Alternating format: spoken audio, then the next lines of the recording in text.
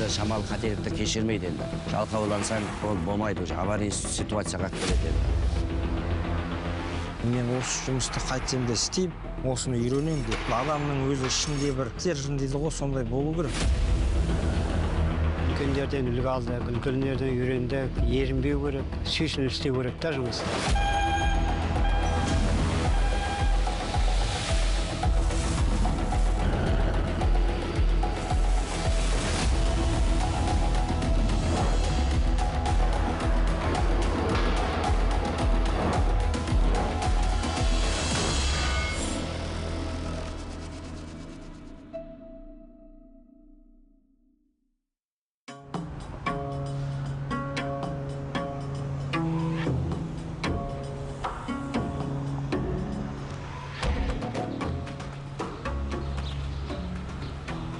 Бір жыл болды, әлі уайымдай дейді.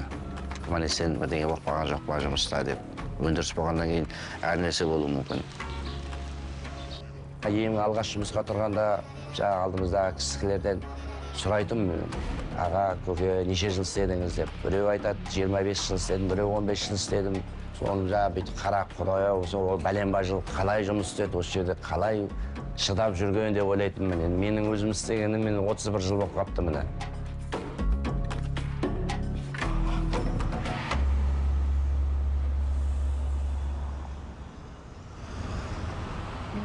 Көп балалы отбасыдан шықтым. Үйдің 10-шысымын. 98-де армияға барып келгеннен кейін бір жылдың көлемінде заводқа жұмысқа тұрдым. Енді алғашқы бірінші жұмысым ғой. Шамалы қиындау болды.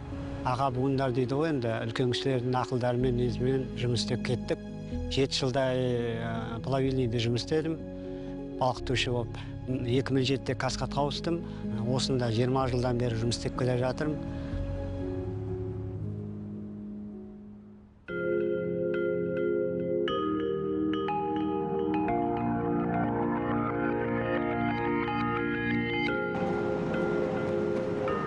Осы халықты асырап отқанымыз Балқаш қаласының осы заводы ғой. Мен алғашқы 92 жылы сол кезде осы жерге келдім. Өзім қатарда әскерден келген балаларымыз ғой бәрі. Сол маған айтты, сен білегің жуандау екен, сен конвертерлік участке барасың деді. Соны ойлап қойды ғой, конвертерлік деген жұмыс ауыр ма бұл? Бізде енді жүрегіміз дүрсілдеп тұр, жұмысқа келгенменен кішкене бір енді білмегеннен кейін цехта әлі көрген жоқпыз, қорқыныш бар.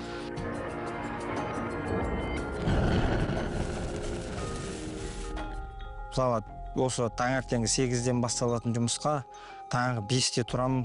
Неменен автобуспенен жұмысқа келеміз. Сонан проходнойдан өтеміз, алкотесттен. Медпунктке барып, қан қысымын өлшейді. Осы біздің қауіпсіздігіміз үшін ғой бәрі жасалып жатқан.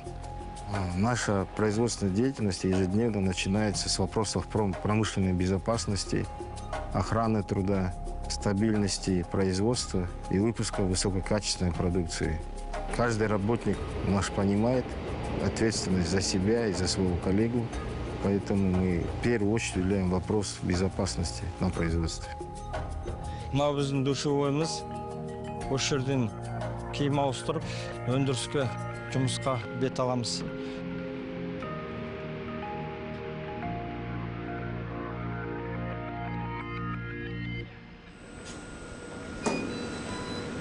Жезқазғанымыздағымыз қорыту заводы осы Қазақстан бойынша ең ірі бір өндірістің бірі. 1971 жылы ашылып, Қаныш Сәтбаев атамыздың арқасында осында қаншама қызмет еңбекпен осыны ашып беріп, мен өзім 1995 жылы осы медзаводқа келіп жұмысқа орналастым.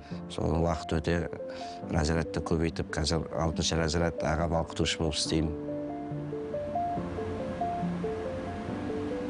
Негізі біздің Руданы Сәтбаев қаласынан кеншілерден шахтадан әкеп біздің байыту фабрикасына келеді. Сол жерден драйвит етіп, медзаводқа жібереді. Мыс қорыту заводында 4 ірі цехымыз бар. Шехтады дайындау цехы, мынау балқыту цехы, күкірт қышқыл цехы и электролитный цех.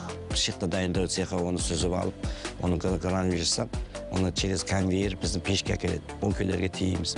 Одан балқытып, мынадан штейн шығарамыз, мынадан шлак шығарамыз. Шыққан штейнді конвертный отделениеге құямыз. Сосын мысын анодный отделениеге апарып, бұл жерден карусельмен қалыпқа құйып, багереткеге тиеп, электролитный цехқа барады. Электролит цехтан электролизбен ерітіп, 99.9% таза мыс шығарып, упаковкалеп, оны жаңағы қаяқтан заказ келеді, сол жаққа беріп жіберіп отырады баллонмен.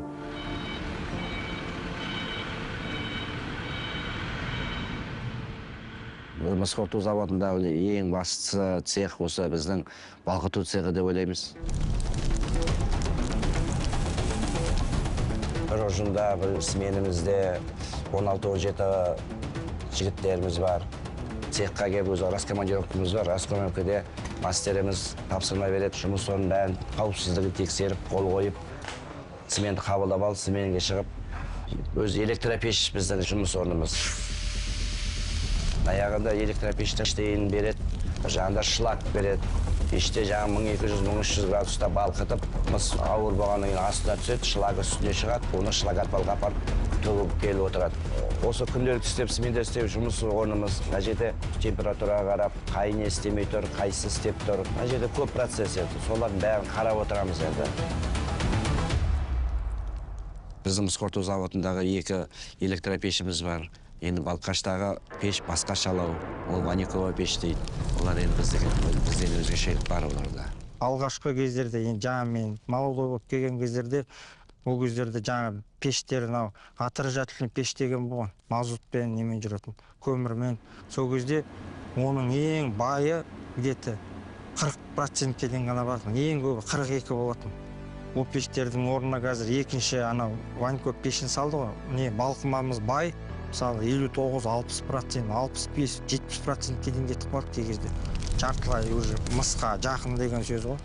Балхаш претерпел модернизацию от отражательных печей до печей в жидкой ванне.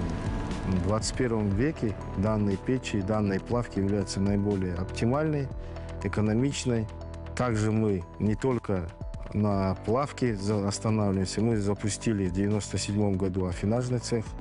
Выпускаем драгметаллы, золото, серебро. Решаем вопрос по получению Good Delivery марки наших драгметаллов, что в свою очередь нам большие возможности позволит на рынке.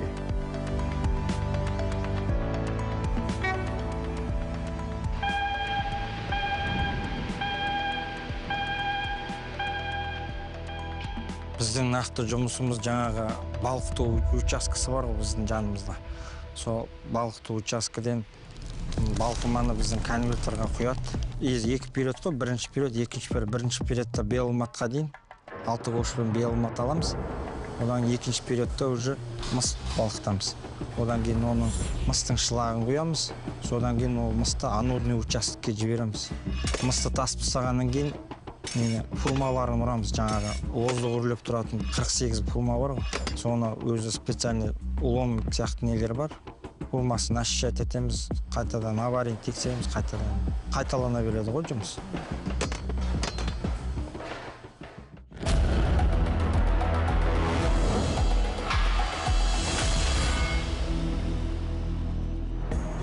Заводымыздан еще каскад деген цехымыз бар. Өзінен ширатпа мыс шығарады. Мақтан шеретінде айта аламын, негізі Қазақстан бойынша каскад осы бірақ завод. Негізі мен қуанам, мынандай Жезқазғанда каскад заводында осындай жұмыс істегеніме, мынандай мыс шығарып отқанымызға.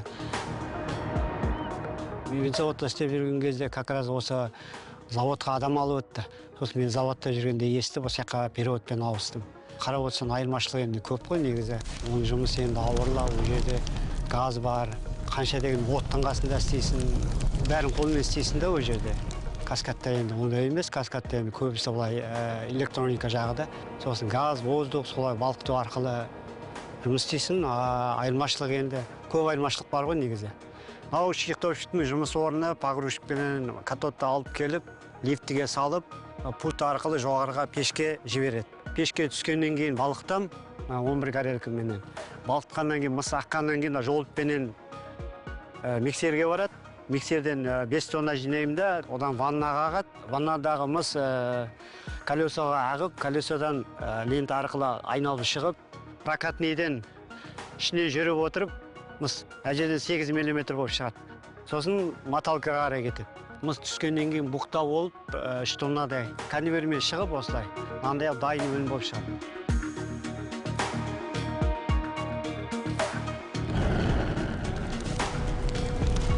мынау менің жұмыс киім, жұмысына киетін қауіпсіздікке арналған, шлаг алғанда, штейн алғанда, пульт арқылы пешті, жолыпты, қазандықты басқарам.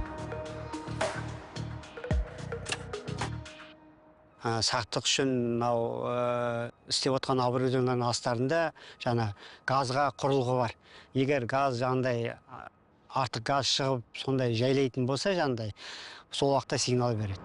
Сондай сигналды жақында орнатты. Біз негізі бұрын басқа газбен жұмыс істеген тұрмыз. Мы все плавильные агрегаты перевели на потребление природного газа, тем самым позволило снизить выброса парниковых газов, ну и, соответственно, трудозатраты были снижены. Самый главный приоритет – это жизнь и здоровье наших работников. Акцент у нас стоит на сохранение условий труда и плюс здоровья наших работников.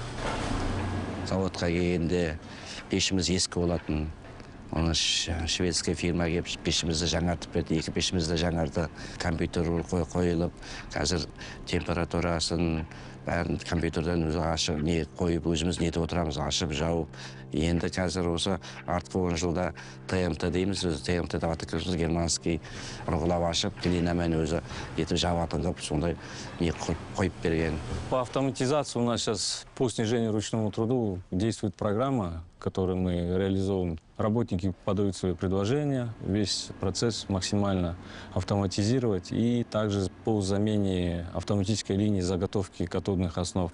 Енді қазіргі жаңағы қауіпсіздікпенен бұрынғы қауіпсіздікті салыстыруға болмайды. Енді қазір Құдайға шүкір енді бастықтарымыз бәрі жастар ойлап тауып жатыр ғой. Жаңағы бұрын уборка жасаған кезде мысалы ковштың жан-жағына қауіпті болады. Мысалы конвертер жүріп тұрғанда біз уборка жасауға қорқасыз. Қазір енді защита қорған ойлап тапты. Сол жаңа ковш қояды, ковштың үстінен жаңа қорғанды қояды. Соның астында екі адам конвертер жүріп тұрса да, тоқтап тұрса да, оны ала береді, қорықпай. Нашему заводу будет скоро 90 лет, в 2028 году. Мы рассматриваем вопросы модернизации, совершенствования, автоматизации, сокращения ручного труда и пришли к выводу, что необходимо строительство нового завода с новой технологией. На данном моменте мы разработали ТЭР, проект на новый завод на Балхашской площадке с выпуском 300 тысяч катодной меди. Посещали много заграничных предприятий, которые уже лет 10 работают на новой технологии. Самое главное, по выборе этой технологии мы смотрели на первые две вещи. Это экологические и энергоэффективные производства. Бізде енді 3 труба бар ғой. Мына жақта тұрған бірінші труба тетістің трубасы. Онан кейінгі біздің бұрынғы труба аспирационный газ шығу керек. Қазір менің өз ойымша. Онан кейінде жаңадан труба салған, жаңа серный кислотный жақта. Негізі газдың бәрі содан через фильтр арқылы, серный кислотный арқылы шығады ғой бәрі. Рабочий пеш істеп тұрғандағы шыққан газ, оның конвертер отделениесінде газы бар. Оның бәрін жинап, через газоход арқылы күкірт қышқыл газына барады. Мен қызмет атқарып жатқан цехым ол күкірт қышқыл цехы. Біздің енді бүгінгі таңда басты мақсатымыз жаңа балқыту процесінде бөлінген зиянды газдарды тазалап ауаға жіберу. Балқыту уақытында бөлінген газдарды әр этап біз тазалау фильтрлерден өткіземіз. Ауаға кетіп жатқан осы СО2 газ, семен ангидрид дейміз, тазаланғаннан кейін шығып жатқан газдарды апта сайын бізде инструментальный замер дейді. Инструментальный замер болады, сол замер бойынша ПДК, предельно допустимая концентрация бойынша бізде өзінің определенный концентрациясын ұстап тұрмыз. Также у нас большой проект на стадии реализации по строительству нового серно-кислотного. Там подразумевается повышение уровня выпуска серной кислоты, то есть до 300 тысяч тонн в год. Дополнительно будут достигнуты показатели по снижению выбросов диоксида серы. Новая технология более производительная и менее трудозатратная.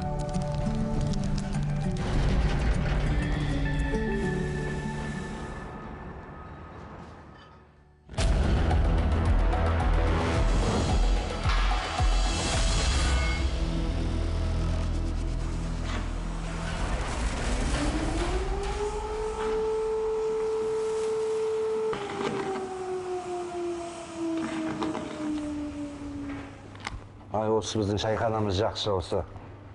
Шөл басайық. Қалай жа? Сәлем, қалдан қалай?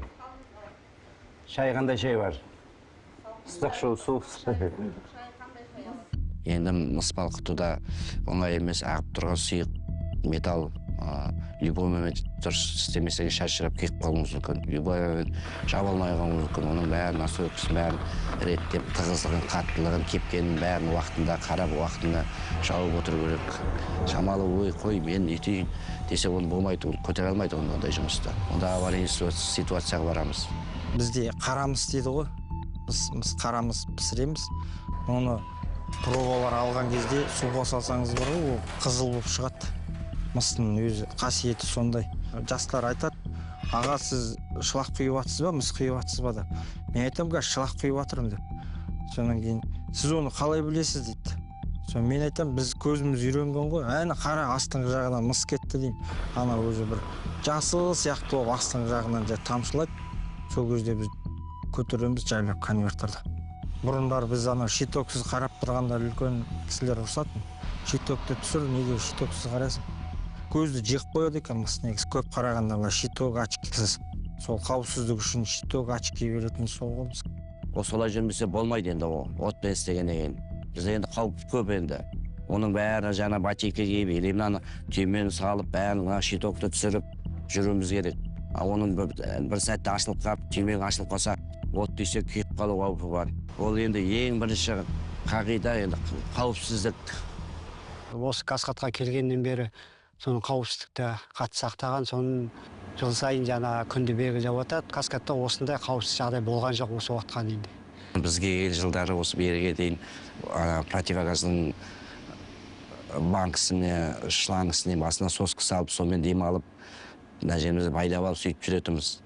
Қазір осы артқы 2-3 жылда полный маска берді, қазір фильтрмен. Жаңағы жастар енді анау іле салуға оңай, дем алуға мұрын мен ауызды бәрін жауып тұрады ғой. Мен өзім білмеймін, мен өзім мынандай банка осы қалай жұмысқа тұрдым, содан бері осыны тағып келе жатырмын. Осыны жастар қарайды да, аға сіз онымен қалай дем аласыз деп. Мен бір 2 ай істегеннен кейін что-то қиын болды, қанша дегенмен ыстыққа үйренбеген. Соны аға мен жұмыстан шығам деймін ғой. Оған ұрсатты кәдімгі, жұмыстан шыққанын, елдер жұмысқа кіре алмай жүрсен, жұмыстан кеткенін. Мына жер қиын екен деймін. Онан кейін үйреніп кетесің, ештеңе етпейді. Әлі бір ай істедім ғой. Сөйтіп үйреніп кеттім ғой. Ол кезде воздух беретін конвертерға клапан дейміз ғой. Сол ручной ашып жабылады. Қазір енді бәрі осы заманға 30 жылдың ішінде өзгергені, қазір кнопкамен бір адам істей бересіз. Жасып келгенде үлкен кісілер айтатын еді, әй бала, сен мынау іштейінен оттан қорқпа, от сенен қорқсын деп. Сол сияқты қазірде енді біз балаларға үйретіп жатыр. Қорқпағанда енді бас көз жоқ кіріп кет демейсің ғой. Ең бірінші қауіпсіздік. Оны әрқайсысы үйінде бала шағасы күтіп отыр балалардың. Өзің тәрбиелегеннен кейін бір жақсы білгір конвертерші болып шықса екен деп ойлайсың ғой. Әр адам әрқалай, мысалы 5 адам тәрбиелесең 5 түрлі болып шығады ғой. Біреуі мысалы жаңағы 2-3 айдан кейін уже процесс конвертерін үйреніп алып кетеді сразу. В 2024 году перевелся в этот цех, и судьба привела меня к Женису Ага. Он меня многому обучил, процессу конвертирования, давал советы. При обучении молодежи всегда требует оценку рисков на рабочем месте, рабочее ли состояние оборудования и соблюдение инструкций конвертерщика. Я очень рад, что работаю таким человеком и приношу пользу и вклад в развитие экономики нашей страны. Жас келсе іске дейді ғой. Солардың да арқасы бар енді, солар жұмыс істеп қазір оның бәрі деп айтпаса да ішінен өзі балалар алғыр, өзі істегеннен кейін бір жылда өзі балалар көрініп тұрады өзі. Бұл жұмыс ауыр, нағыз жігіттер істейтін жұмыс біздің мамандық балқытушылығы. Сондықтан мынау жігіттер өзі іріктеніп қалады өз жастары. Плавильныйда істеп жүргенде Дүйсенді мен бұрыннан танимын. Шеберлігі мықты, аға буын біздің алдымызда істеген, бізге ақыл берген. Безусловно, ветераны опытные работники вносят большой вклад для нашего предприятия, для воспитания молодежи, для передачи опыта, в введении технологий, в решении различных задач технологических. Наш завод тесно взаимодействует с Советом ветеранов корпорации «Казахмыс». Встреча с нашими молодыми работниками, где они рассказывают свой путь жизненный, как выбрали профессию металлурга. Металлурги поймут, первые 2-3 года не просто работать металлургом. Тяжело, надо свыкнуться, привыкнуть, втянуться, а дальше уже так по накатанной идет. 2018 жылы осы заводымыздың алғашқы мыс бергеніне 80 жылдығына орай осы заводымызда жеңіл мәшинелер бізге сыйлады. Өмірімде бір естен кетпейтін не болды да, қуанышым болды. Енді ол бұлай қуаныштың жасы деп ойлайсың. Ана жерде дворецте сахнада бар ғой, кілтті тапсырып тұрғанда директор көзінен жас шығып кетті ғой. Осы 30 жылдық еңбегім шығар деп ойлаймын өзім. Теккен терім шығар деп. Енді қаншама ағаларымыздың тәлім тәрбиесі бірге істеп жүрген жігіттердің еңбегі ғой бәрі сол. Электропеш учаскемізде 5 смен бар. Өзара арасында жарыс болады. Қауіпсіздік жағынан былтыр өзі біздің цех электропеш бірінші орын алды. Биылда енді бірінші орындамыз деп келатыр, енді осыдан кейін кішіпі болмай, тымыда нарушение жасамай балалар. Бәрі жақсы болса, тағы да бірінші орын аламыз ба деген ойымыз бар. Шыдамдылық пен сабырлық болса, бәрі болады деп ойлаймын. Енді адамның өзі ішінде бір не дейді ғой, қалай айтсам, стержен дейді ғой, сондай болу керек. Мысалы, мен осы жұмысты қайтсам да істеймін, осыны үйренемін деп. Адам сондай өзіне бір не қойса, мақсат қойса.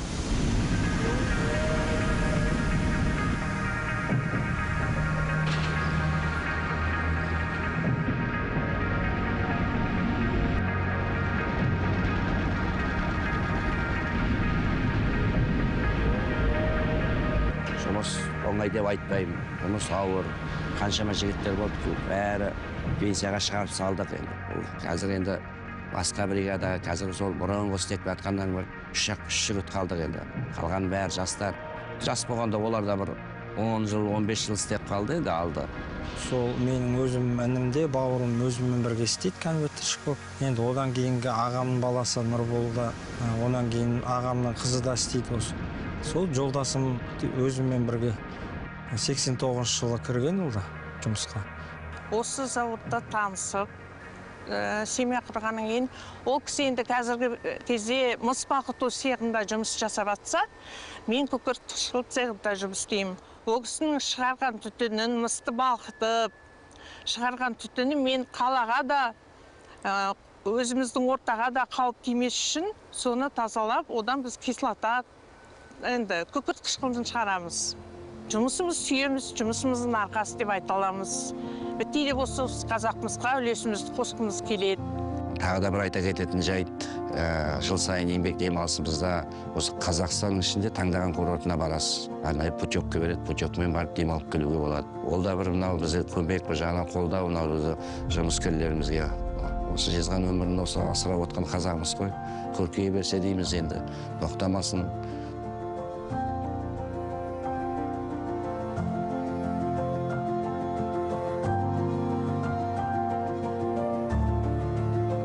Біз енді кейінге отқан жастарға, жас буындарға, егер сол өз мамандығын жақсы көретін болса, мысалы, сүйсініп істеу керек та жұмысты, ынталанып, барын салып.